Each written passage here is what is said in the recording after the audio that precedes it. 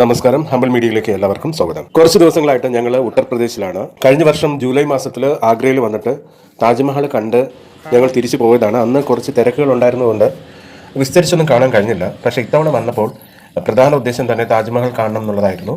അങ്ങനെ രാവിലെ തന്നെ വീട്ടിൽ നിന്ന് ഇറങ്ങി ഇവിടുത്തെ വയലിലൂടെയൊക്കെ നടന്ന് റോഡിലേക്ക് പോയിക്കൊണ്ടിരിക്കുമ്പോഴാണ് ഒരു പരിചയക്കാരൻ കാറുമായിട്ട് വന്നിട്ട് ഞങ്ങൾക്കൊരു ലിഫ്റ്റ് തന്നത്. लड़कियों को बिठाते हैं छोटे छोटा किन्ना को नो किन्ना को यहाँ पे जैसे रामनवमी जो छुट्टी है आज की. അങ്ങനെ ഞങ്ങൾ ഇവിടെയുള്ള കൊണ്ടോൾ എന്നൊരു സ്ഥലത്താണ് ഇറങ്ങിയത്. അപ്പോൾ അവിടെ നിന്ന് ഞങ്ങൾക്ക് ഒരു ഷെയറിംഗ് ഓട്ടോ കിട്ടി. ഷെയറിംഗ് ഓട്ടോ ഇവിടുത്തെ പ്രധാനപ്പെട്ട ഒരു യാത്രാ സൗകര്യമാണ്. അതായത് ഒരു ഓട്ടോയിൽ തന്നെ പരമാവധി ആൾക്കാരെ കയറ്റും. കുറച്ച് പൈസയായിട്ട് എല്ലാവരും കൊടുത്താൽ മതി. അപ്പോൾ ഒരു ഓട്ടോക്കാരന് അതായിരിക്കും ഏറ്റവും ലാഭം. ഈ നാട്ടിലെ ഒരു പ്രത്യേകത എന്ന് വെച്ചാൽ ഇവിടെ സ്ത്രീകൾ മുഖമൊക്കെ മറച്ച് നടക്കുന്ന സ്ത്രീകളാണ് കൂടുതലായിട്ടുള്ളത്. എങ്കിൽ പോലും ആ സ്ത്രീകൾ വരെ ഡ്രൈവർ സീറ്റിൽ തിങ്ങി ഞെരുങ്ങി ഇരുന്ന് പോകാൻ അവർക്കതൊരു സ്വാഭാവികമായിട്ടുള്ള ഒരു യാത്ര മാത്രമാണ് ഈ നാട്ടിൽ.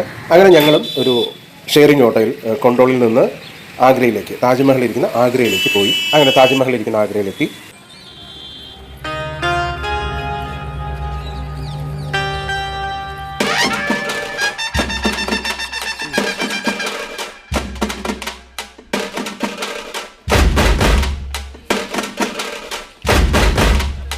ഞങ്ങൾ അകത്തേക്ക് പ്രവേശിക്കുകയാണ്. ഇവിടുന്ന് വേണമെങ്കിൽ 20 രൂപയ്ക്ക് വണ്ടിയിൽ തന്നെ താജ്മഹലിനടുത്തേക്ക് നമ്മളെ കൊണ്ടുപോകുന്ന ഒരു സംവിധാനമുണ്ട്. അതിനേക്കാളും നല്ലത് നടന്നു പോകുന്നത് തന്നെയാണ്. അങ്ങനെ ടിക്കറ്റ് ഒക്കെ എടുത്ത് ഞങ്ങൾ അകത്തേക്ക് പ്രവേശിക്കുകയാണ്. രാമനവമി അവധി ആയതുകൊണ്ട് തന്നെ അധികം തിരക്കൊന്നുമില്ലായിരുന്നു. എങ്കിലും വന്നവരൊക്കെ വളരെയധികം സന്തോഷത്തോടെ ആസ്വദിച്ചുകൊണ്ട് തന്നെയാണ് താജ്മഹലിലേക്ക് വന്നുകൊണ്ടിരിക്കുന്നത്.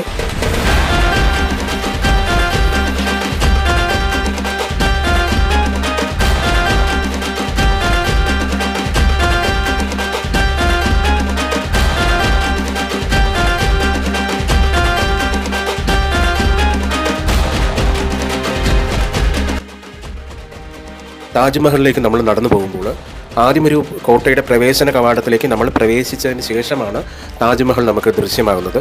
അത് നല്ലൊരു അനുഭൂതിയാണ്. താജ്മഹൽ കണ്ട ഉടനെ തന്നെ ആൾക്കാർ ഫോട്ടോ എടുത്തു തുടങ്ങും. ഫോട്ടോ എടുക്കും, വീഡിയോ എടുക്കും. എങ്കിലും ഫോട്ടോ എടുക്കുന്നതിന് ചില നിയന്ത്രണങ്ങൾ അവിടെയുണ്ട്.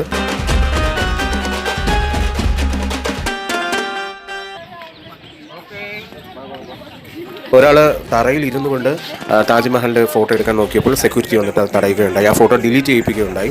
കാരണം അങ്ങനെ ഒരു ആംഗിളിൽ അവിടെ തറയിൽ ഇരുന്നിട്ട് അങ്ങനെ ഫോട്ടോ എടുക്കാൻ പാടില്ല എന്നാണ് അവർ പറയുന്നത്.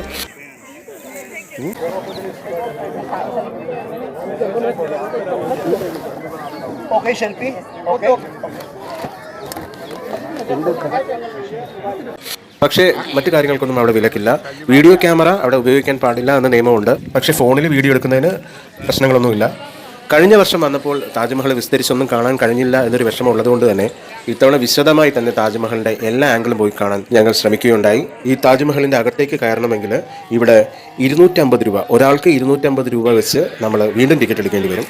ഈ താജ്മഹലിൻ്റെ ഉള്ളിൽ എന്താണ് എന്നൊരു ആകാംക്ഷ എനിക്ക് തോന്നി. അപ്പം ഞങ്ങളിങ്ങനെ നോക്കിയപ്പോൾ അതിനകത്ത് കുറേ തുരുമ്പ് പിടിച്ച മേശയൊക്കെ ഇട്ടിരിക്കുന്ന ഒരു ഗോഡൗൺ ആയിട്ടാണ് ചില സ്ഥലങ്ങളിൽ കാണാൻ പറ്റിയത്.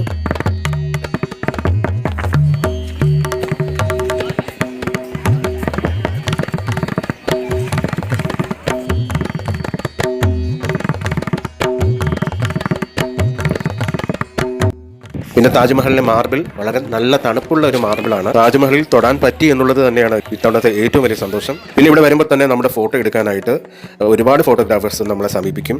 അവർക്ക് നല്ലൊരു വരുമാന മാർഗ്ഗമാണിത്. ഫോട്ടോ മാത്രമല്ല, മൊബൈലിലും നമ്മുടെ വീഡിയോ റീൽസ് ആയിട്ട് തന്നെ ചെയ്തു തരും. അവർ വലിയ റേറ്റൊക്കെ പറയും. എങ്കിലും നമുക്കത് വിലപേശി വേണ്ട എന്നൊരു മനോഭാവം കാണിക്കുമ്പോഴേക്കും അവർ നമ്മൾ പറയുന്ന വിലയിലേക്ക് വരാൻ സാധ്യതയുണ്ട്. അപ്പോൾ അവിടെ പോകുന്നവർ ശ്രദ്ധിക്കുക. അവർ പറയുന്ന വില ആദ്യമേ അങ്ങ് സമ്മതിക്കാൻ പോകരുത്.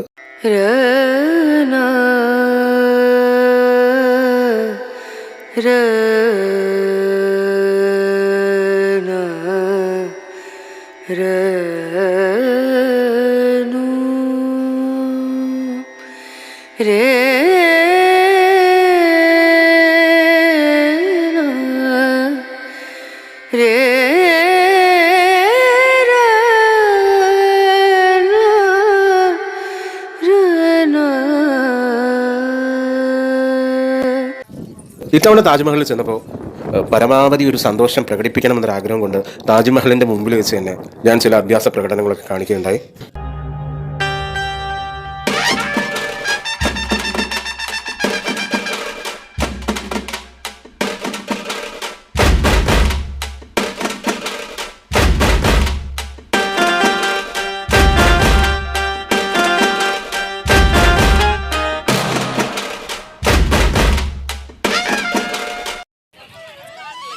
താജ്മഹലിന്റെ പുറകിലായിട്ടാണ് യമുന നദി ഉള്ളത്. യമുന നദിയിൽ നിന്നാണ് ഉത്തർപ്രദേശിലേക്ക് കുടിവെള്ളം എത്തുന്നത്. അതുകൊണ്ട് തന്നെ ഇവിടുത്തെ കുടിവെള്ളത്തിന് ഒരു ഉപ്പുരസമാണ്.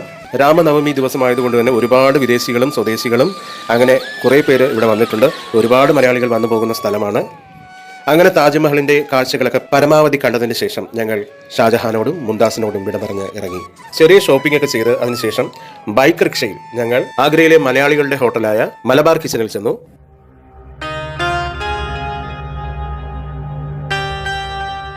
അങ്ങനെ നല്ലപോലെ ഭക്ഷണം കഴിച്ചതിന് ശേഷം അവിടെ നിന്ന് ഞങ്ങൾ യാത്രയായി.